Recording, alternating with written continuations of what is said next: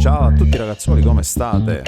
Oggi, tanto per cambiare, mi sono svegliato pensando di realizzare questo video. Un video da veri malati di sim racing. E quindi, dopo aver visto i 5 consigli per migliorare la guida, oggi andiamo a vedere 5 cose che non sapevo su Air Factor 2.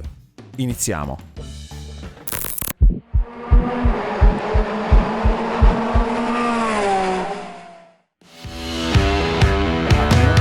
Il semaforo. Vi è mai successo di vedere le Formula 1 in coda al semaforo pronti per uscire dalla pit lane?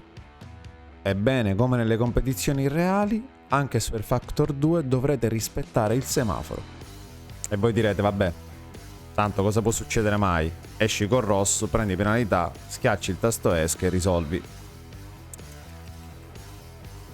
Uscendo con il semaforo rosso prenderete ovviamente una penalità che va scontata al pit per poi proseguire con la pratica o la qualifica, altrimenti i vostri tempi sul giro non verranno segnati. E quindi occhio al semaforo. Al secondo posto, la safety car.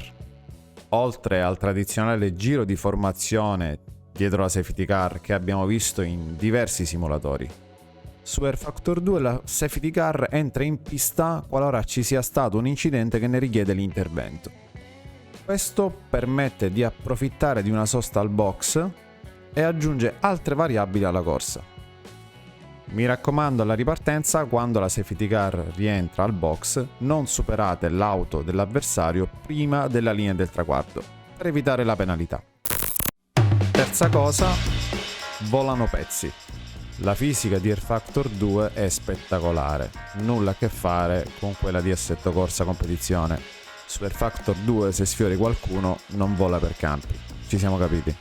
Ma quello che non sapevo e che mi ha stravolto in positivo è che nei contatti le auto possono perdere pezzi, come l'alettone, le alette aerodinamiche all'anteriore, le ruote o addirittura in caso di impatti fortissimi le auto prendono fuoco. In una parola, spettacolo. Quarta cosa, il pick request. Un altro aspetto che non conoscevo e non mi sarei mai sognato di vedere in un simulatore è la richiesta di ingresso al pit. Avete presente quando in Formula 1 inquadrano i meccanici belli comodi sulle sedie e subito dopo scattano a prendere le gomme perché sta entrando un'auto al box? Ecco, i meccanici vanno avvisati tramite il tasto pick request, ovvero la richiesta di ingresso al pit.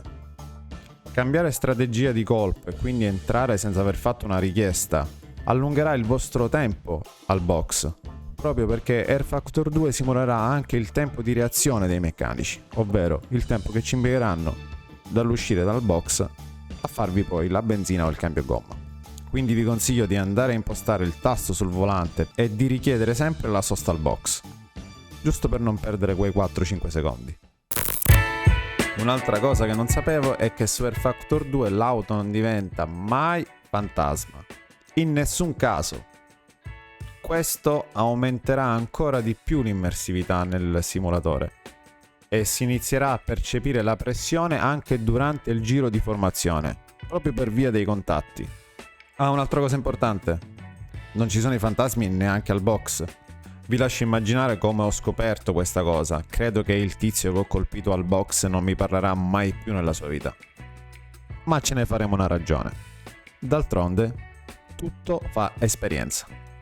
Comunque ragazzi, che dire, spero che il video vi sia piaciuto.